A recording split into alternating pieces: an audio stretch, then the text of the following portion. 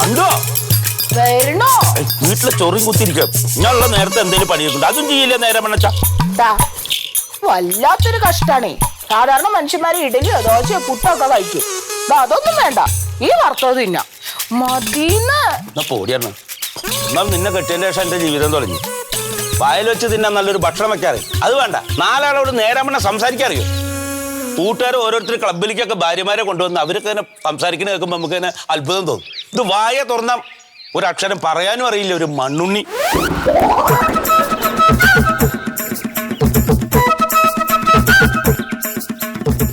ഈ സത്യനല്ലേ ഇയാളെന്തിനൊക്കെ വീട് വരുന്നത്?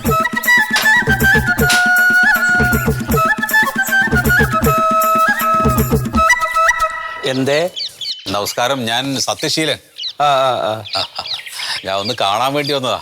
ഓ കേറി.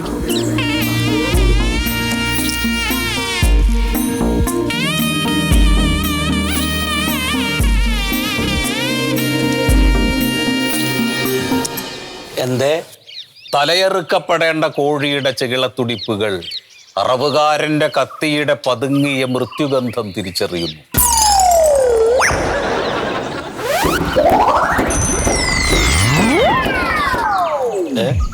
എന്റെ പുതിയ കവിതയാണ്. കവിത വീട്ടോട് കൂടെ നടന്നാണോ ചെല്ലണേ? ഇല്ല, അങ്ങനല്ല. ഇതിപ്പോ എനിക്ക് എഴുതിയതിൽ ഏറ്റവും ഇഷ്ടപ്പെട്ടിട്ടുള്ളൊരു കവിതയാണ്. അപ്പൊ അതൊരു നല്ല വാരികയിൽ പ്രസിദ്ധീകരിച്ചാൽ കൊള്ളാമെന്നൊരു മോഹമുണ്ട്. അപ്പൊ അതൊന്ന് പറയാൻ വേണ്ടിയിട്ടാണ് സുഗതേട്ടൻ്റെ അടുത്ത്. എന്നോട് പറഞ്ഞിട്ട് എന്താ കാര്യം? എനിക്ക് മാസികയില്ല, പ്രസ്തുല്ല, ഒന്നുമില്ല. ഞാനൊരു ഫാക്ടറി നടത്തിക്കൊണ്ട് പോണ ആളല്ലേ. പക്ഷെ നമ്മുടെ തീപ്പൊരി വാരികയുടെ എഡിറ്റർ രാഘവൻ ഉണ്ടല്ലോ, അത് അദ്ദേഹം സുഗതേട്ടൻ്റെ അടുത്ത ഫ്രണ്ടാണല്ലോ. അതെ അതെ. ഒന്ന് റെക്കമെൻഡ് ചെയ്താൽ ഇത് അതിൽ വരും. അല്ല അതെന്താ അറിയോ, ഞാനും രാഘവനും പറഞ്ഞു കഴിഞ്ഞാൽ എന്നും ക്ലബിലെ ഞങ്ങൾ മെമ്പർമാരാണ്, എന്നും വൈകിട്ട് കാണും, അങ്ങനെയൊക്കെ ഒരു സൗഹൃദം ഉണ്ട് എന്നല്ലാണ്ട് അതെ മൂപ്പരുടെ ജോലി കാര്യത്തിലൊന്നും ഞാൻ കയറി ഇടപെടാറില്ല. അത് ഇടപെടണേ, ഇടപെടണം. ഇത് ഇടപെട്ടാലേ നടക്കുള്ളൂ, ഇല്ലെങ്കിൽ നടക്കില്ല. അതെ, എനിക്ക് ഇറങ്ങാൻ സമയമായി, എനിക്ക് പോണം. സുഗതേട്ടൻ ഇത് വാങ്ങി വെക്കുക, എന്നിട്ട് ആ തീപ്പൊരി രാഘവേട്ടന് ഇത് കൊടുക്കുക. ഒന്ന് റെക്കമെൻഡ് ചെയ്യുക, അത്രേ വേണ്ടൂ. വാങ്ങി വെക്കണം. ചായ വെള്ളം എന്തെങ്കിലും കുടിച്ചോ? ചായ ഞാൻ കുടിച്ചിട്ടില്ല. മിച്ചർ കഴിച്ചോ? ആ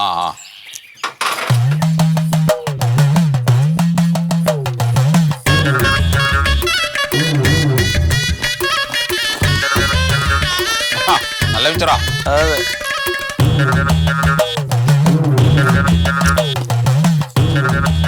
ഇത് പഴയതല്ലേ? ഇത് പഴയതാ. അത് പഴയതാ. ഒരു കഷ്ണം എടുക്കണ്ട കേട്ടോ. ഒന്ന് അല്ല, എഴുതാത്ത പേപ്പർ വേണേ തരാം. എഴുതാനല്ല,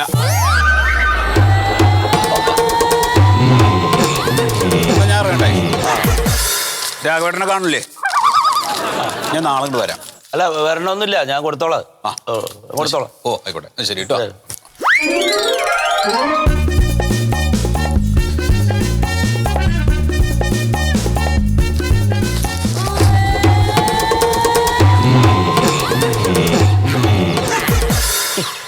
കഷ്ടം, ഓരോരോ പ്രാന്തന്മാര്. ആ കളയല്ലേട്ടാ, അതൊന്നും ആ രാഘവേട്ടന്റെ കയ്യിൽ കൊടുത്ത് പ്രസിദ്ധീകരിപ്പിച്ച് കൊടുക്ക്. എന്തൊരു കണക്ക് കണക്കും ഭ്രാന്താ. ഇതെങ്ങനെ രാഘവൻ പൊട്ടിച്ച് വായിച്ചു പോയി കഴിഞ്ഞു കഴിഞ്ഞാൽ കണ്ണി കണ്ട ഇത്ര എഴുതി വെച്ച് കണ്ട എന്നെ കളിയാക്കില്ലേ? എങ്കിൽ പിന്നെ എന്തിനാ അയാളുടെ കയ്യിൽ നിന്ന് മേടിച്ച് ഇവിടെ വെച്ചത്? എടി അത് അയാൾക്കൊരു സമാധാനം ഉണ്ടായിക്കോട്ടെ, എന്നല്ലെങ്കിൽ നാളെ അത് പ്രസിദ്ധീകരിച്ചാലോ എന്നൊരു സമാധാനത്തിന് വേണ്ടിയിട്ട് മേടിച്ചു വെച്ചല്ലേ. പൈപ്പ് പൊട്ടിയതെന്ന് മാറ്റാൻ പറഞ്ഞവരെണ്ണം കൂട്ടാ.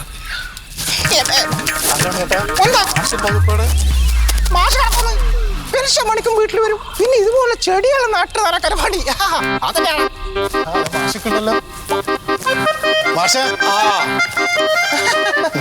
എന്താ പിരിവിനുള്ള വരവാ? പിരിവിനൊന്നല്ല മാഷേ, മാഷൊന്ന് കാണാലേ. എന്നെ കാണുമ്പോ തന്നെ ഓടി വിളിച്ചിരുന്ന ആൾക്കാരാണല്ലോ പഠിക്കുമ്പോ. അത് മണ്ടല്ലേ ഉറങ്ങിക്കിടക്കുന്ന പുലിനെ ഞങ്ങളെല്ലാവരും കൂടി ഉണർത്താനും കൂടെ തീരുമാനിച്ചു. ഏത് പുലരി? സ്പോർട്സ് ആർട്സ് ആൻഡ് ക്ലബില്ലേ? പുലരി ആർട്സ് ആൻഡ് സ്പോർട്സ് ക്ലബിന്റെ വാർഷിക ആഘോഷം അടുത്ത മാസം 10. അപ്പൊ അതിനുള്ള പിരിവായിട്ട് ഇറങ്ങിയതാവും. അത് മാത്രല്ല മാഷേ, ഏറ്റവും നല്ല അധ്യാപകനുള്ള അവാർഡ് കിട്ടിയല്ലോ മാഷേ.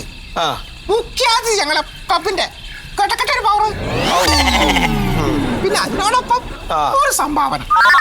അതായത് ഞാൻ കഷ്ടപ്പെട്ട് അധ്വാനിച്ച് നല്ല അധ്യാപകനുള്ള അവാർഡൊക്കെ മേടിച്ചപ്പോ അതിന് നിങ്ങളുടെ വക ഒരു സ്വീകരണം, അതിനുള്ള പൈസ ഞാൻ തന്നെ തരാം. നാടിന്റെ കലയും സംസ്കാരത്തെയും കായികത്തെയും ആരാണ് പ്രോത്സാഹിപ്പിക്കേണ്ടത്? പിന്നെ എന്താപ്പോ ഞാൻ പഠിപ്പിച്ച ആൾക്കാരാണല്ലോ. എന്തൊക്കെയാ ഇപ്പൊ ചെയ്യണം? നിങ്ങൾ എന്താ പണി നിങ്ങൾക്കൊക്കെ? ഞാന് പെയിന്റിങ് പണിയാ മാഷേ. തനിക്കോ? അച്ഛൻ നല്ല ഉഷാറാ, ഇപ്പൊ പഠിക്കും. അച്ഛൻ തനിക്കെന്താ പണി എന്നാ ചോദിച്ചത്? അച്ഛൻ ഏതായാലും പണിക്ക് പോകുന്നുണ്ടല്ലോ, പിന്നെ ഞാനും കൂടി പഠിക്കുമല്ലോ. അച്ഛനെ ഈ കോടിക്കും, അച്ഛൻ പഠിക്കൊണ്ടിരിക്കും, അതുകൊണ്ട് ഞാൻ പോകുന്നില്ല. തരക്കടില്ല, അതെന്തായാലും നല്ല ചിന്തയാണ്. ഞാൻ പഠിപ്പിച്ചിരുന്ന കാലത്തൊന്നും ഇല്ലാത്ത ചിന്തയൊക്കെ ഇപ്പൊ നിങ്ങൾക്കൊക്കെ ഉണ്ട്. 4000 രൂപ അങ്ങോട്ട് കൊടുത്ത മാഷെ. എന്തിന്റെ? നമ്മൾ വാർഷികം ക്ലബിന് ഫണ്ടില്ല മാഷേ, അതിന്റെ ഇവിടെ 400 രൂപ ഈ പൈപ്പ് പൊട്ടിയിട്ട് അത് മാറ്റാൻ തന്നിട്ടില്ല കാശ് ചെക്കന്മാര്. അത് കാരണമാണ് ഇപ്പൊ ഞാൻ ഈ കപ്പില് വെള്ളം കോരി പിന്നെ 350. പിന്നെ അങ്ങോട്ടും പറയണ്ട ഇങ്ങോട്ടും പറയണ്ട, 2000 കൊടു. എന്താ നീ പശു കച്ചവടത്തിന് വന്നതാ?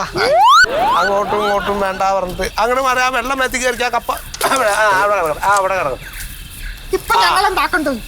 ഞാനൊരു 100 രൂപ അങ്ങോട്ട് തരും.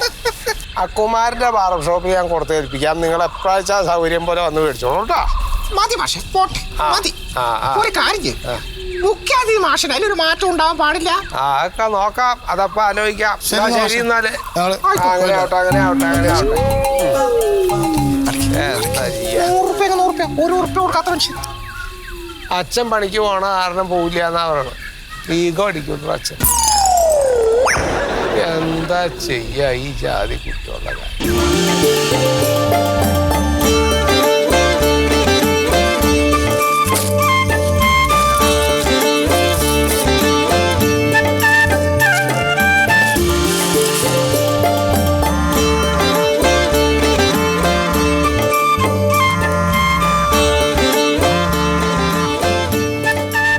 ഹലോ,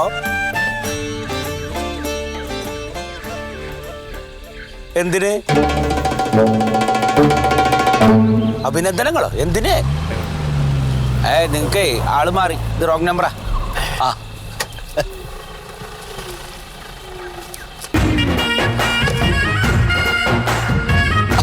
എന്താ തീപ്പരി ഈ വഴിക്ക്? അഭിനന്ദനങ്ങൾ. എന്തിന്? തന്റെ ഭാര്യന്റെ കവിത എന്റെ തീപ്പൊരിയിൽ അടിച്ചു വന്നിട്ടുണ്ട് ഈ ലക്കത്തില്. ഒന്ന് പിടിക്ക്, തന്റെ ഭാര്യയോട് പോയെ അഭിനന്ദനം അറിയിക്കാനാ. അതല്ലേ മണ്ടു മണ്ടു, ഞാനിപ്പോ അടുത്ത കാലത്ത് വായിച്ച ഏറ്റവും മനോഹരമായ കവിതയാണ്. എന്താ അതിന്റെ പദവിന്യാസമൊക്കെ? അത് അസാമാന്യാണ്. ഒറ്റ കവിത കൊണ്ട് പ്രശസ്തിയാവും.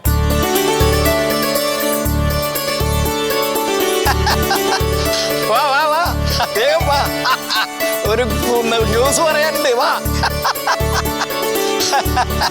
അഭിനന്ദനങ്ങൾ. ആദ്യമായിട്ട് നീ എനിക്ക് അയച്ചു തന്നില്ല കവിതയില്ലേ, അത് ഈ ലക്കത്തിൽ പ്രസിദ്ധീകരിച്ചിട്ടുണ്ട് തീപ്പൊരിയില്.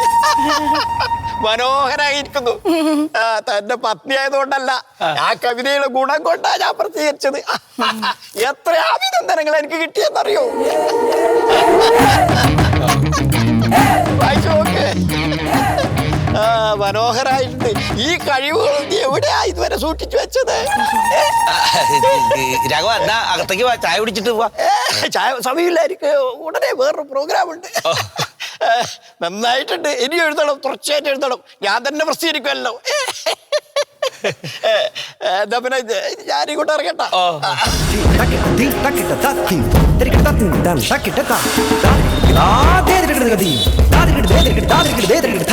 എന്തത്? പിന്നെ നോക്കിയേ, ഒരു അഭിമാനം തോന്നുന്നുണ്ടോ? ഉണ്ടോ? ഇതേ ഇത് ഞാൻ എഴുതിയതല്ല. പിന്നെ അന്നൊരാൾ ഇവിടെ കൊണ്ട് തന്നില്ലേ ഈ രാഘവേട്ടൻ്റെ കയ്യിൽ കൊടുക്കാൻ വേണ്ടിയിട്ട് കവിത. അതെടുത്ത് ഞാൻ അയച്ചെടുത്തു. ഇനിതാരോടും പറയാൻ നിൽക്കണ്ട, നീ എഴുതി തന്നെ ആയിട്ടിരിക്കട്ടെ. അല്ലെങ്കിൽ ഒരു പ്രശ്നം വരാനൊന്നും പോണില്ല. ഞാന് ഒരു ബുദ്ധി കൂടെ കാണിച്ചു. എന്തേ? ആ കവിതയുടെ പേര് മാറ്റി. അതെവിടുന്ന കിട്ടി? അത് വേറെ കവിത എടുത്തു. ആരും അറിയണ്ട, ഇനി മുതൽ എന്റെ ഭാര്യ ഒരു കവയിത്രി ആയിരിക്കട്ടെ. അല്ല, ഇതിപ്പൊ തന്നെ ആ മീനാക്ഷി കാണിക്കണം. അയ്യോ അത് നീ കാണിക്കൊന്നും വേണ്ട, നാട്ടുകാർ മുഴുവൻ പറഞ്ഞ് അറിഞ്ഞോളും. ഇനി അവള് നാണം കൊണ്ട് നിന്റെ മുഖത്തു നോക്കില്ല. നീ വാ. ഞാനേ ഒരു ഫോട്ടോയും കൂടെ അയച്ചു കൊടുത്ത്. ഫോട്ടോ വന്നോ നോക്കട്ടെ. ഫോട്ടോ നോക്ക്, ഫോട്ടോ